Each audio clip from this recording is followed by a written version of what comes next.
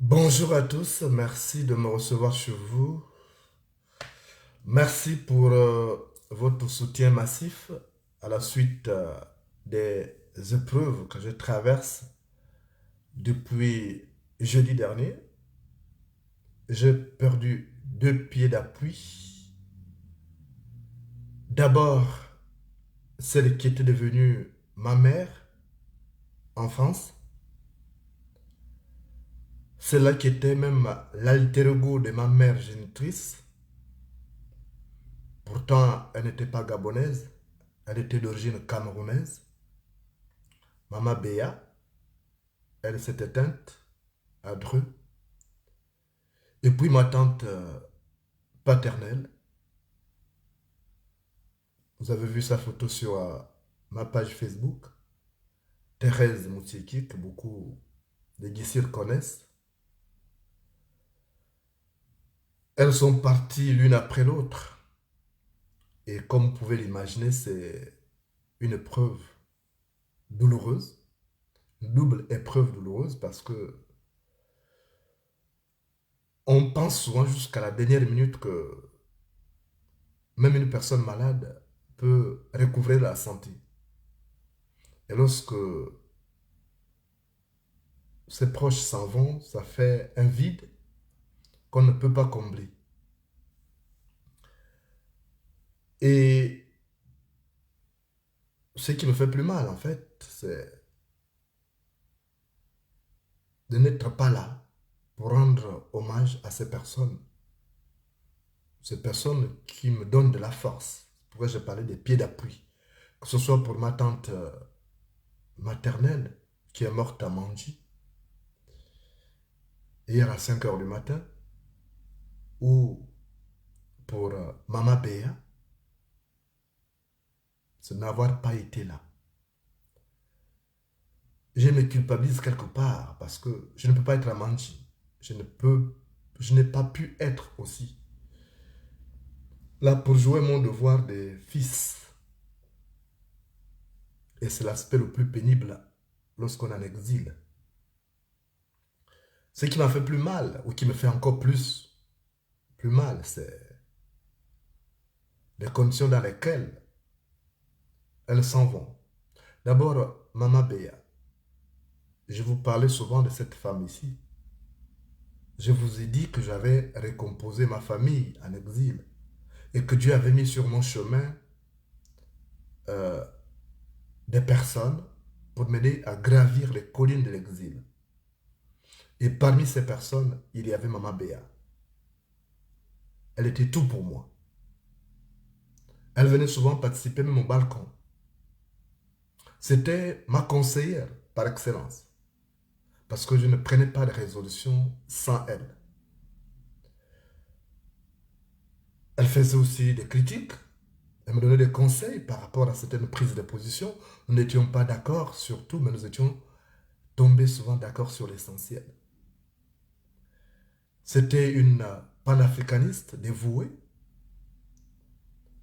Elle était arrivée en France à l'âge de 16 ans, mais elle avait gardé ses racines africaines, ses racines camerounaises. Et c'est d'ailleurs ce qui a fait que on a pu avoir facilement des atomes crochus. Dieu l'a mis sur mon chemin pour m'aider à gravir les collines de l'exil. Des collines très hautes d'ailleurs. Sans elle, peut-être que je n'aurais pas tenu jusqu'à là. Parce qu'elle était là, toujours à mon écoute, subvenant à tous les besoins presque. Je me rappelle un jour, lorsque je parlais, souvenez-vous de cette vidéo, où lorsque j'avais eu des dépenses imprévues, j'avais hypothéqué l'argent de mon loyer. J'étais là, j'avais fait une vidéo masquant mon état de tristesse et surtout mon stress. Et elle avait suivi cette vidéo, elle m'a regardé, elle m'a rappelé après. Elle m'a dit, mais je ne te sens pas, je ne te trouve pas dans ton assiette. Viens à la maison, passe à la maison. J'habitais encore à Nemours, en région parisienne. J'ai démarré ma voiture, je suis allé à Dreux. À Dreux, c'est pratiquement à 1h30 en voiture. Je suis parti et elle m'a dit, explique-moi, je suis ta mère. explique-moi, tu as quel souci? J'ai dit, maman, je n'ai pas de souci. Il dit, si, je ne te sens pas. J'ai vu l'expression de ton faciès, je ne te sens pas. Tu as un souci. Comme j'ai reçu une éducation où je ne demande pas, et j'avais honte de lui dire que j'avais un souci, que je ne savais pas comment je pouvais payer ma maison. Parce que j'avais hypothéqué, il y avait une obligation familiale au pays, j'avais hypothéqué mon loyer. Et du coup, elle a compris que j'étais gêné, je ne pouvais pas le dire. Elle me connaissait comme ma mère biologique. Elle m'a dit, j'arrive. Elle est partie à la banque, à la Société Générale. Elle a tiré 1 000 euros. Elle me les a, quand elle est venue, elle m'a dit, tiens, un homme ne reste pas sans argent, tu as une voiture, tu as des besoins, je sais que tu as un exil. Tiens, vas-y. Je suis parti et ça m'a permis de payer ma maison. Elle avait compris tout de suite. Elle me comprenait sans trop d'explications. Et ça a été un choc. Par-delà l'aide financière ou matérielle ou morale, mais c'était pratiquement celle-là qui pouvait amortir un choc lorsque ma mère biologique ne sera plus là. Je me suis dit, quand j'ai des personnes comme ça à mes côtés, ça va être facile pour moi de gravir la colline que constituera le départ de ma mère, que je ne souhaite pas, parce que je souhaiterais qu'elle m'attende le plus longtemps possible. Mais je ne perds pas de vue aussi que les portes du chemin de l'exil, du chemin de retour, ne sont pas encore ouvertes et qu'il est fort probable qu'elle parte sans que je ne sois là. La preuve, c'est que ma tante, qui était de sa génération, qui était même sa meilleure amie aussi, parce que se sont fréquentés depuis l'enfance, et lorsque mon père a épousé ma mère le 23 mars 1953, ma tante paternelle là, est venue vivre avec mon père et ma mère. Donc elles ont évolué ensemble. Donc ma tante est partie sans moi, et puis bref. Donc Maman Béa était celle-là qui pouvait euh, m'aider aussi à gravir cette colline-là, qui pourrait se dresser sur mon chemin. Et j'ai très mal de savoir qu'elle n'est plus là. Plus mal encore parce que, d'autant plus mal parce que j'ai manqué à un devoir. C'est celui d'être présent à chaque fois qu'elle voulait me voir. Et je m'en veux pour ça. Parce qu'à chaque fois, elle me disait, passe à la maison. Et je disais, je passerai. Je passerai. C'est compliqué lorsque j'ai déménagé, quand je suis allé vivre ailleurs, quand je suis venu ici à Bruxelles. J'avais des problèmes maintenant pour aller à Paris, avec le contexte sanitaire qui n'aidait pas, parce qu'il fallait se déplacer, il fallait plus faire un certain nombre de distances. Ça a été très pénible pour moi.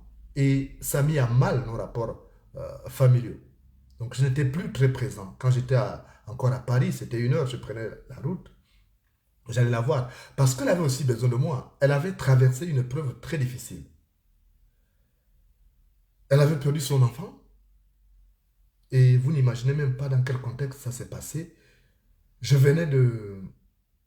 Elle m'écrivait. Elle m'avait écrit. Parce qu'elle me suivait. Elle avait vu la vidéo que j'avais faite sur le Cameroun. Mon exil au Cameroun. Comment j'ai été reconnaissant vis-à-vis du Cameroun. Et elle a dit, tiens, mais il y a quand même des gens qui parlent du bien de mon pays. Parce que la plupart des gens parlent mal des Camerounais alors que les Camerounais ne sont pas tous mauvais. Et c'est comme ça qu'elle est entrée en contact avec moi. Elle m'a dit, je suis ta mère. À plus de 70 ans, j'aurais pu être ta mère. Passe à la maison. J'avais d'abord des inquiétudes en me disant, est-ce que ce n'est pas quelqu'un que le pouvoir a envoyé? J'ai mené mes enquêtes, je suis allé sur sa page Facebook, j'ai regardé tout ça. Et je me suis rendu compte que c'était une maman qui n'avait rien à voir avec le Gabon, qui ne connaissait même pas le Gabon en tant que tel, n'avait jamais mis les pieds. Et je suis parti à titre expérimental et j'ai trouvé que c'était quelqu'un de particulièrement bon, qui avait une bonté de cœur terrible. Donc je suis parti et ça s'est très bien passé. Elle m'a présenté Elle a fait 3 enfants, 2 garçons, une fille. Elle m'a présenté ses enfants, ils étaient là. Elle disait, je vais vous présenter votre frère. Je n'ai pas fait beaucoup d'enfants, mais vous avez un frère qui est déjà là. Il faut que vous l'acceptiez comme votre frère. Donc, elle m'a présenté ses enfants. Et après, il y avait l'un des garçons qui m'a dit, mais frangin, moi, tu m'as trouvé, je suis debout, c'est le week-end. Je dois aller à Paris, j'ai des amis, j'ai une rencontre avec des amis là-bas, j'ai prévu quelque chose. Tu reviendras une autre fois, on sera ensemble, on passera. Donc cet enfant, ce frère-là est parti. Et il est parti pour toujours. Il n'est plus jamais revenu parce que quelque chose s'est passé là-bas. On ne sait pas exactement. Mais ses amis l'ont poignardé à mort. Donc ça constitue une épreuve difficile pour cette maman. Ils ont tué euh, son fils. Elle a demandé que justice soit faite. Les assassins ont été arrêtés et puis ils ont été libérés. Quelque temps après, elle n'a pas compris. Ça l'a bouleversée. On a enterré son fils à Dreux et chaque mercredi après-midi, elle allait pleurer sur la tombe de son fils. Quand j'étais encore en région parisienne, je partais régulièrement là-bas pour essayer de faire oublier. Elle disait, j'ai perdu un fils, mais j'ai un autre qui est là, c'est toi. Ça me fait plaisir que tu sois là régulièrement. Donc je partais et je lui disais, tu ne peux pas aller au cimetière régulièrement, ça ne te fait pas du bien. Ça ne fait pas du bien. Et puis, comme elle était restée seule, naturellement, les deux autres enfants sont devenus adultes. L'autre faisait des études ailleurs, la fille faisait des études ailleurs. Le garçon travaillait sur Paris, il était resté seul. C'était plus compliqué pour elle, plus pénible. Et j'en étais conscient. Donc, qu'est-ce qui s'est passé? J'essayais de partir. Et quand le coronavirus est arrivé, ça a tout mis à mal. Elle m'a dit, je suis seule. Est-ce que ce ne serait pas bien que tu fasses venir les enfants? Au moins, ils viendront rester avec moi ici. J'ai dit, mais pourquoi pas? Moi, je n'ai pas de moyens. Et puis, la maison où je suis, ça ne peut pas recevoir tous les enfants. Elle a dit, je veux que tu fasses venir les enfants et qu'ils restent avec moi ici. Au moins, je ne serai plus seul. Donc, elle a entamé la procédure. Elle a envoyé l'argent de passeport. Elle a payé les billets, 4 billets pour 4 enfants. Elle a payé les assurances. Et puis, au dernier moment, les enfants étaient bloqués à cause du coronavirus, c'était compliqué. Et puis, c'est des enfants qui portent le nom Moulenda. Donc, du coup, quand je lui ai annoncé ça, ça a été un choc pour elle parce qu'elle se disait qu'elle allait être fortifiée par la venue de ses enfants. Et du coup, ils ne sont plus venus, ça a été un grand choc pour elle. Et j'ai senti que son moral s'est affaissé davantage. Et ne pouvant pas être là, donc un an s'est passé, les vacances sont arrivées, elle m'a dit, relançons le dossier. Peut-être que cette fois-ci ça a marché, revoyons les choses autrement. Donc elle a relancé le dossier pour que les enfants viennent. Et elle m'a dit, il faut que tu passes à la maison, on va modifier les dates. J'ai modifié les dates des billets, mais je veux être en harmonie avec toi pour qu'on fasse tous les documents, notamment les réservations d'accueil, tout ça là. Les titres d'accueil, tout ça, il faut absolument que tu viennes. Donc, je dis, maman, je viendrai. Je ne suis pas parti, 1 mois, 2 mois. Elle m'a rappelé. Elle m'a dit une phrase qui m'a touché ce jour-là. Je commence à réfléchir. Elle m'a dit, mais moi, j'aimerais, avant de partir, retrouver mon fils. J'aimerais que les autres enfants viennent ici. Au moins, tu mènes ton combat librement. Tu as ta famille à tes côtés. J'ai dit, mais maman, pourquoi tu me parles d'aller retrouver ton fils? Tu as quand même... Moi, je suis là, je suis ton fils. Tu as aussi Didi qui est là.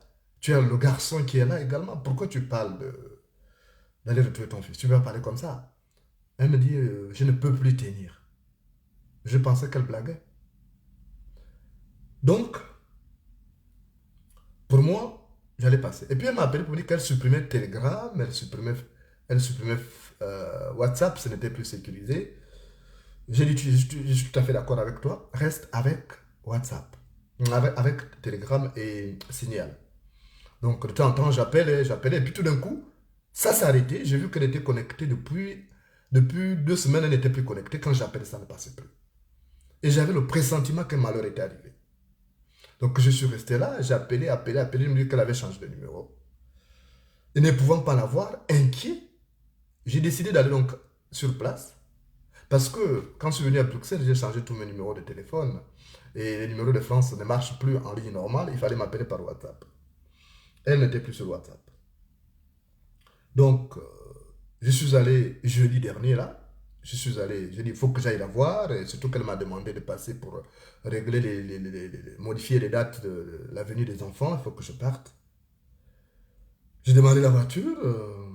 Je suis passé d'abord par Évreux, après je suis allé à Dreux, chez elle.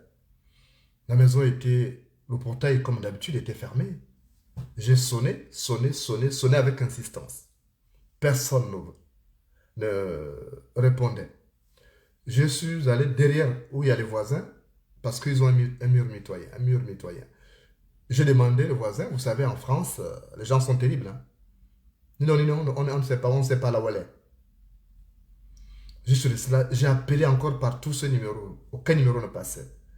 J'ai insisté, j'ai sonné encore et je suis monté sur le capot de la voiture pour regarder. J'ai vu une fenêtre ouverte. Mais donc, forcément, peut-être qu'elle est là où elle est sortie. Et j'ai attendu, voyant que je devais reprendre la route aussi.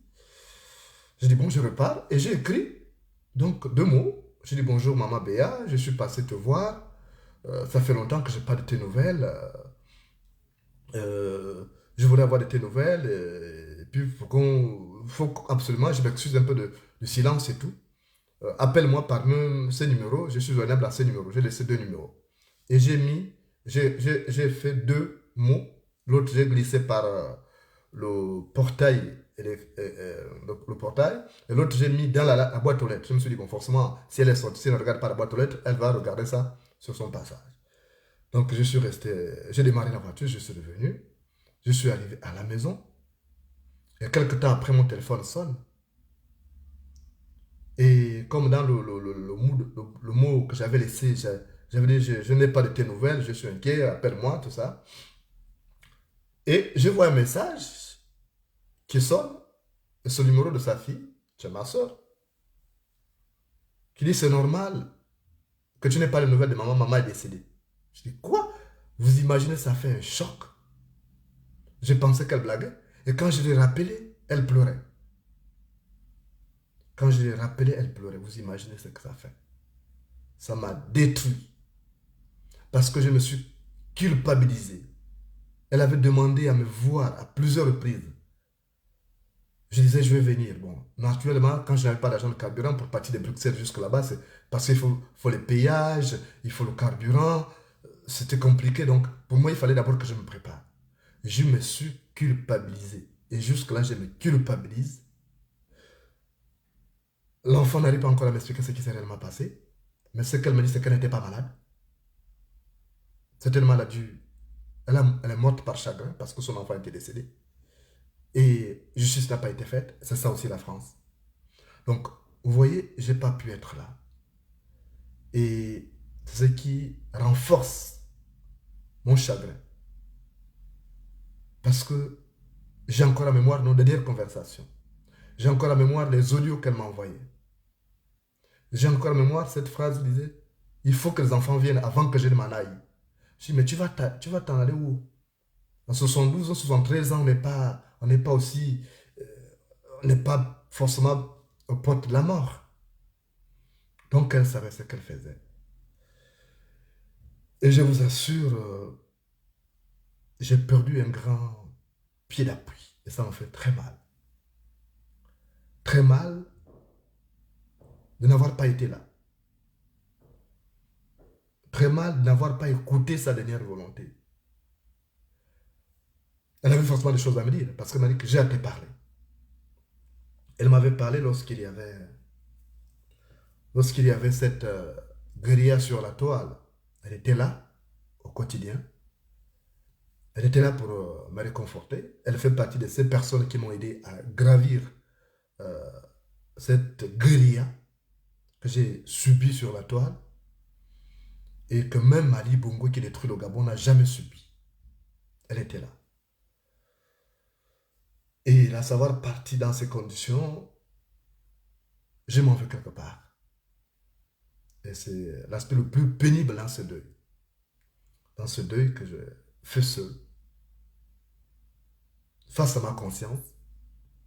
Et la leçon que je tire, c'est que il faut que nous consacrions un peu plus de temps à ces personnes qui ont besoin de nous. Elle avait besoin de moi en tant que fils. Elle aimait beaucoup communiquer. C'était une intellectuelle, une femme bien instruite, bien qu'elle était vieille. Elle avait une parfaite connaissance de l'Afrique, du Gabon et du reste du continent. Nous échangeons, nous avions des débats politique de haut niveau, parce que j'avais du répondant, elle avait du répondant. Et du coup, ça va être un deuil que je ne saurais finir de faire. Parce que franchement, les personnes d'une telle bonté, d'une telle générosité, d'une telle magnificence, il n'y en a pas beaucoup en Europe. Il n'y en a pas beaucoup sur cette terre. Quelqu'un qui te prend comme son fils, bien que n'ayant pas de lien de sang avec toi, et qui te met au même niveau que ses enfants, qui te traite comme ses enfants. Il n'y en a pas beaucoup comme ça. Je me souviens ce jour où, quand elle a vu des menaces sur la toile, elle m'a dit, il faut que tu reprennes les arts martiaux. Parce qu'on peut t'attaquer. On peut t'attaquer quelque part. Il faut que tu saches te défendre avant l'arrivée de la police. Et elle est partie m'acheter un kimono. J'ai un kimono là que je porte souvent. C'est elle qui a acheté ça. Elle a dit, il faut que tu reprennes les arts martiaux. Reprends du sport et puis il ne faut pas que tu grossisses. Bref, j'ai perdu un pied d'appui. Je m'en veux de n'avoir pas été là. J'en veux aussi à cette pandémie du coronavirus qui nous a beaucoup éloignés, qui a brisé la cellule familiale parce qu'avec ça, on ne peut plus être présent auprès de tiens. On ne peut plus se déplacer comme on veut. J'en veux un peu à cette pandémie. J'en veux aussi à cet exil qui m'éloigne de la famille. La preuve, c'est que voilà ma tante qui s'en va. Ma tante paternelle, et vous connaissez chez nous en Afrique, les tantes paternelles ont une grande place. Les tantes paternelles occupent une place très importante. Elles sont plus importantes dans le rôle à jouer que les tantes maternelles. Dans nos sociétés matriarcales, les tantes paternelles jouent un grand rôle déjà. Et c'est elles qui décident. Je me souviens, un jour, vous avez entendu parler de Shilmbikam Bondila qui était décédée. Et celle qui est décédée là, c'était la sœur de la mère de Shilmbikam Bondila, Maman Charlotte. Un jour, j'avais décidé d'aller poser une femme à l'étranger. Et ma tante paternelle, donc la sœur de celle-là, Mamsia, donc Maman Charlotte, qui était là, elle a appris que j'allais épouser une femme à l'étranger. Elle a appris que son fils me soutenait, qu'il avait même sorti de l'argent. Elle m'a dit, pourquoi tu vas épouser une femme à l'étranger? Il n'y a plus de femmes dans ces pays. J'ai dit, tante, j'étais déçu. J'étais déçu et je ne peux plus épouser une Gabonaise parce que la déception que j'ai vécue est cruelle. Ma tante paternelle, là, Maman Sia, donc Maman Charlotte, elle m'a dit, je ne veux pas que tu aies épousé une femme à l'étranger. Je veux que tu prennes encore ton mal à patience. Tu trouveras une femme ici. J'ai dit, tante, la décision est prise, je ne peux pas. Et pourtant, on n'affronte pas les tantes paternelles. Moi, je suis un peu têtu. J'ai dit, c'est décidé. Les parents sont déjà prêts. Les parents sont déjà prêts. Tout est déjà ficelé. J'ai des amis à l'étranger là-bas, dont des ministres même de ces pays. Ils m'attendent. Je vais épouser ma femme. C'est dommage, tu ne vas peut-être pas l'apprécier, mais tu finiras par l'apprécier. Et c'est comme ça que elle m'a dit, ok, mais je te dis que tant que je vivrai, ces mariages-là que tu forces là, ne va pas marcher. Je suis parti avec la bénédiction de tonton Chil aussi, qui était son fils. Et je suis allé doter cette fille-là. À l'insu des autres parents ou contre la volonté des autres parents qui ne voulaient pas entendre parler. Et le jour même de la dot, c'est ce jour-là qu'Omar Bongo meurt. Omar Bongo meurt Nous, on vient de finir les pourparlers, tout ça. Il était question maintenant de voir un peu ce qu'il restait à faire avant d'amener la femme au Gabon. Omar Bongo meurt et c'est un collègue qui m'appelle. Il dit, mais il paraît que le président de ton pays est décédé. Je dis, comment ça? Il dit, non, ça passe déjà à France 24. J'avais des doutes. Et pendant que nous étions là, comme il y avait un ami qui était ministre de ce pays-là, qui était avec moi là, il apprend la nouvelle et il me souffle à l'oreille. Il dit, le président Bongo est mort. Il dit, gérons ça comme ça parce que ça peut créer des remous. Et après, il y a un beau-frère qui était là, qui était au salon, qui suit. Il vient annoncer publiquement, le président Bongo est mort. Et comme c'était un pays qui sortait de la guerre, après la mort de leur président, tout de suite, ça a changé la donne. C'est comme ça que les beaux-parents ont dit, notre fils ne va pas aller avec toi là. Votre président est mort. Nous, quand notre président est mort ici, il y a eu la guerre. On a perdu des parents. Tu vois les tombes qui sont là. Donc, va d'abord, lorsque vous avez enterré votre président, que les élections vont bien se passer, tu deviendras prendre notre fille, mais elle ne peut pas aller avec toi là parce que on sait qu'il y a de fortes chances qu'il y ait la guerre. Et les médias, vous connaissez vous-même, les médias ont commencé à faire des analyses alarmantes en disant oui, c'est une page sombre qui risque de s'ouvrir avec la mort du président Bongo. Donc, je suis revenu au Gabon. Et après, ça s'est passé, j'étais en contact avec la belle famille, non, il n'y aura rien, j'ai rassuré, que ça, il faut que la fille vienne et tout. Ils ont dit, il faut que tu reviennes ici, parce qu'ils ont un rituel chez eux. Quand tu épouses la femme, elle doit renouveler sa garde-robe, elle doit changer tous les vêtements, parce qu'on ne doit pas aller en mariage avec les vêtements sales, les vêtements qu'elle avait déjà, parce que c'est une rupture avec le passé. Ils ont dit, tu reviendras ici.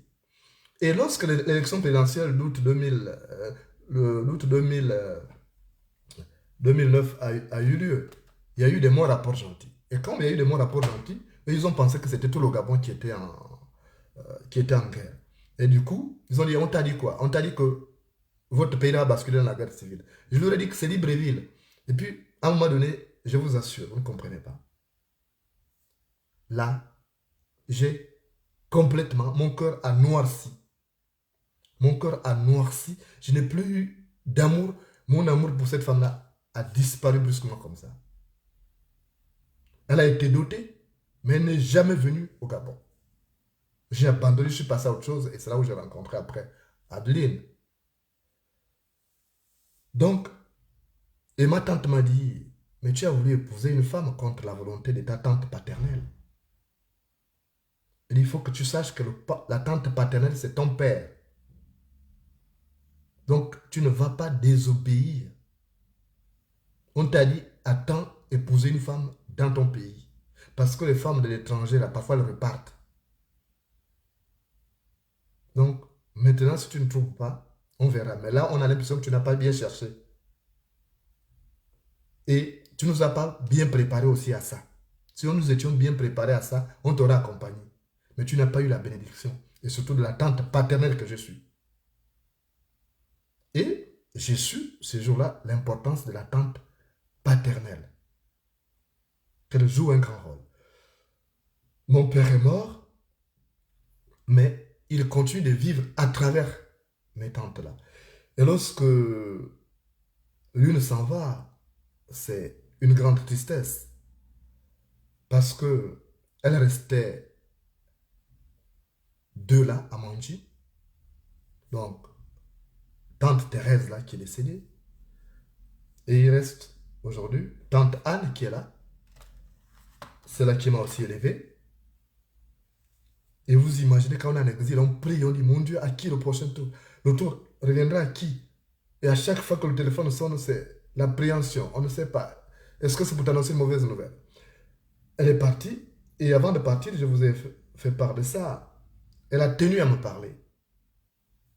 J'ai retrouvé la conversation là. Elle a tenu à me parler. Elle m'a dit, donc tu ne veux plus venir ici? J'ai dit, non, tante, ce n'est pas que je ne veux plus venir. Nous sommes en train de régler les problèmes du pays. Il faut qu'on rentre quand le pays sera pacifié. Pour le moment, je ne peux pas rentrer parce que si je rentre, c'est pour être tué.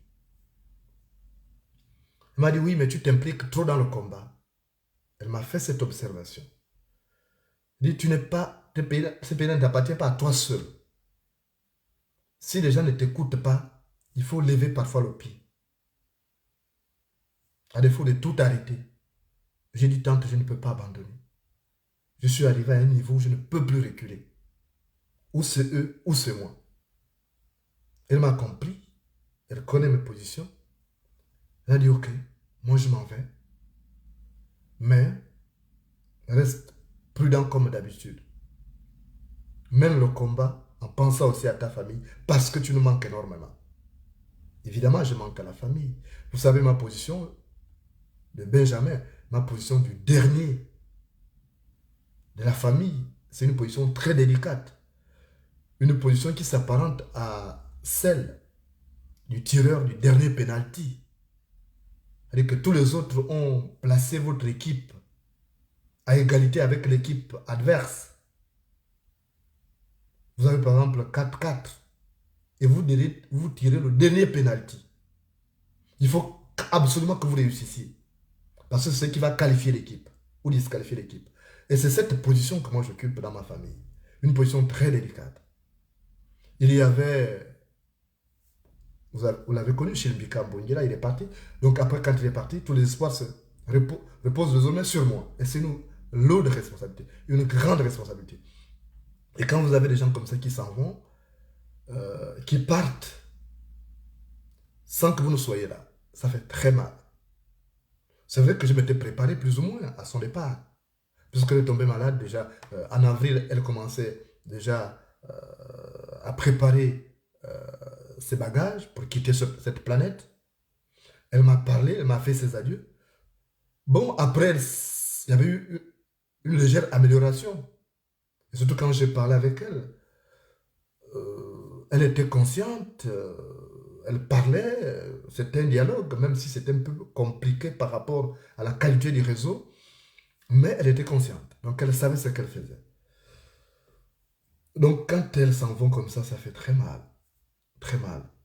Bon, beaucoup ont pensé que c'était ma mère biologique, non, mais elle occupe la même place dans mon corps que ma mère biologique parce que c'est ma tante paternelle et c'est le père en fait. Donc c'est mon père. À travers elle, c'est mon père qui était là. Donc quand elle s'en va, ça fait très mal. D'où cette affliction quand même.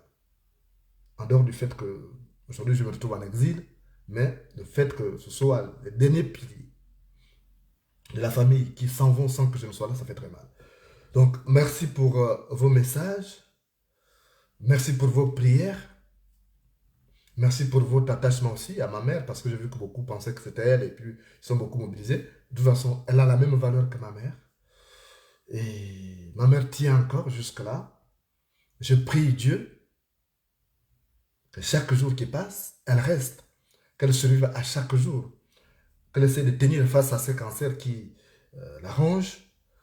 J'espère que les choses pourront s'améliorer à tout moment et que je pourrai rentrer, la retrouver avant qu'elle s'en aille, parce qu'elle aussi, elle a commencé à parler comme ma tante. Et c'est ce qui m'inquiète en fait. En me disant, c'est toi que j'attends, je veux partir. Vous savez, ça fait très mal, hein, ce genre de phrase. C'est toi que j'attends, je veux partir. Celle de Dreux m'a dit la même chose.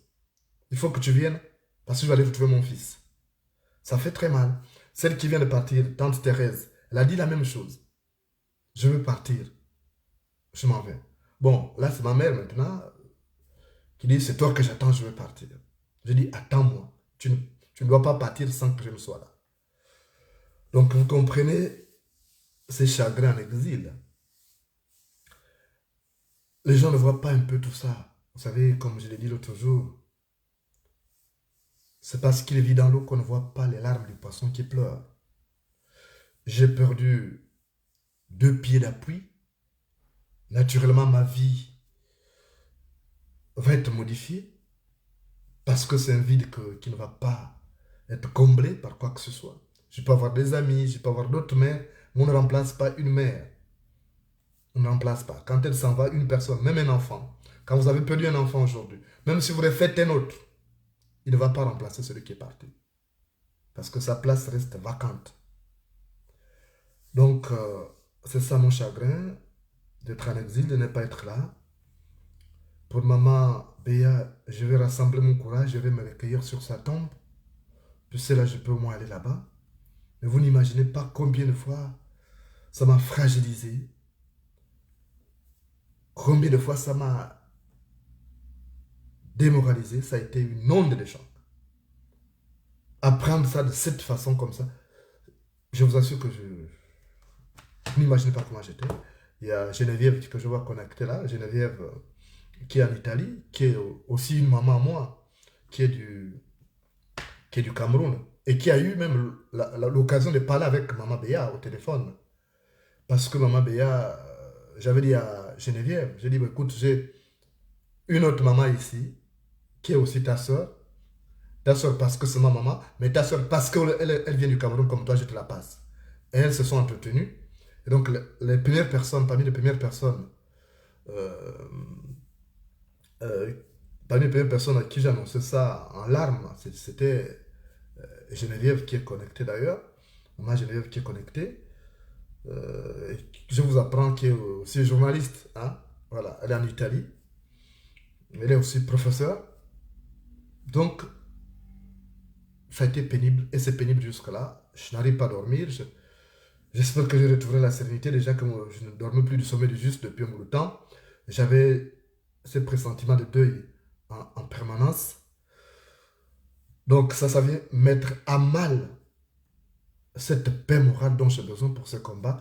Mais je puis vous rassurer que, en dépit de tout, je reste engagé au combat. J'irai jusqu'au bout. Les épreuves sont là. Ça ne manque pas sur mon chemin. La vie ne me fait pas de cadeaux. J'en suis conscient. Peut-être au terme de ces combats, j'apercevrai le bout du tunnel et je retrouverai le sourire que j'ai perdu.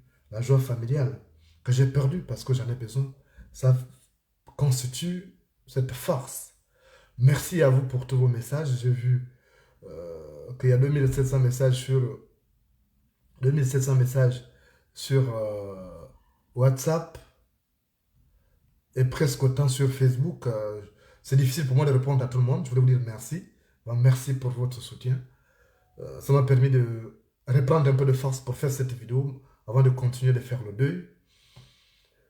Parce que un combattant a des deuils, c'est un guerrier. Il n'a pas le temps de rester longtemps effondré au sol. Il doit se relever. J'espère retrouver tout ce courage pour me relever et puis de continuer le combat pour lequel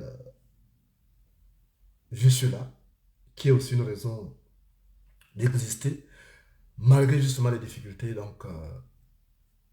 qui jalonnent justement ce combat. Merci encore pour tous vos messages. Merci pour votre soutien. C'est grâce à vous que je tiens, c'est grâce à vous que je suis debout. Vous êtes des tam-tams qui encouragent le danseur. Merci. Encore merci pour cette compassion. Vous m'avez démontré par votre mobilisation que ce qui me fait mal vous fait mal. Que nous sommes liés tous autant que nous sommes. Merci encore. Que Dieu vous garde et garde les vôtres aussi.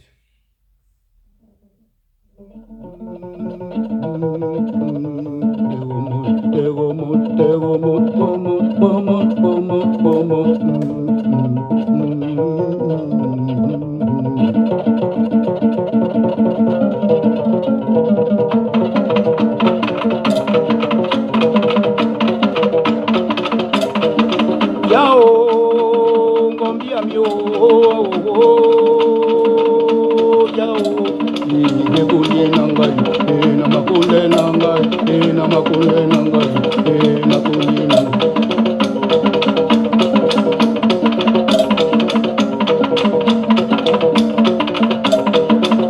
Ikami yabe o, we kulie nanga mutinga we bongi mulu.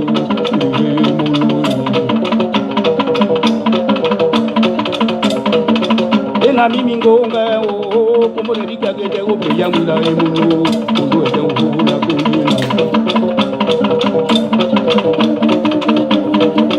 La condena ngao, condena ngao, condena ngao, condena ngao que lleva la condena. Veni o vena gidio, veni gaginjo la e kumele pindi mundo. Konye nangai, konye nangai, konye nangai, konye nangai, oh nama konye nangai, eni mari konye nangai, eni mari konye nangai, eni mari konye nangai, mudinga umema,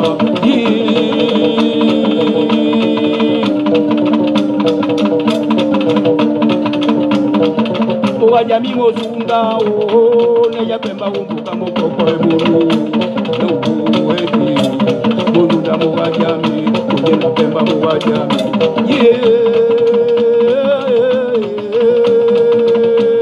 oka o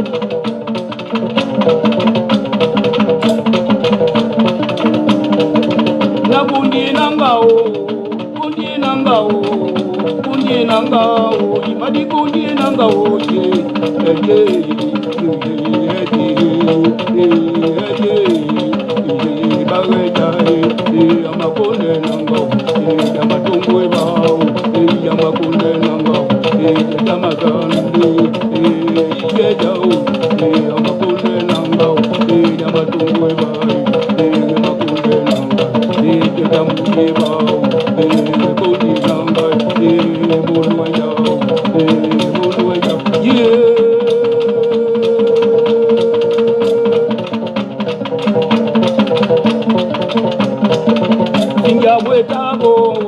wetabo na mina mukazidi kuka ebolo nongwa makunde nangai nongwa jaba makunde nangai mukakya makunde nangai mutema womukoi mabaka womukaponi ejiko zungu kumeda na makunde nangai na makunde nangai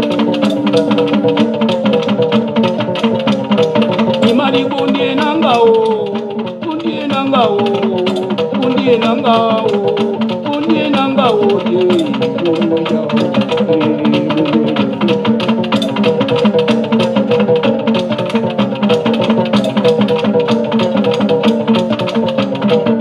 Enigo gana gidio eniga gidio na le kumele penye kuna makunde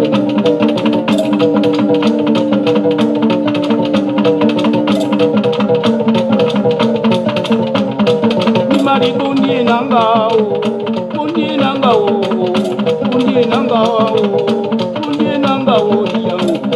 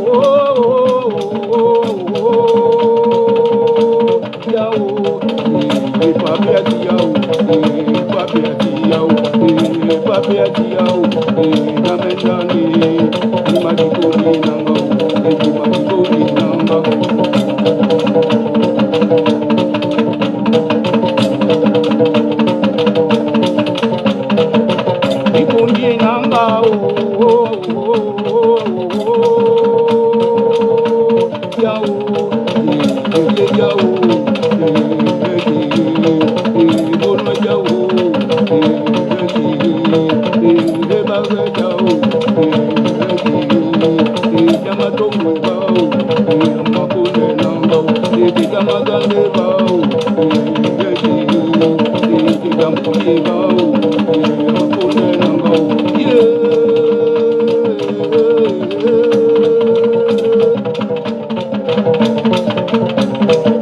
mari kundie nangao, kundie nangao, kundie nangao, kundie nangao.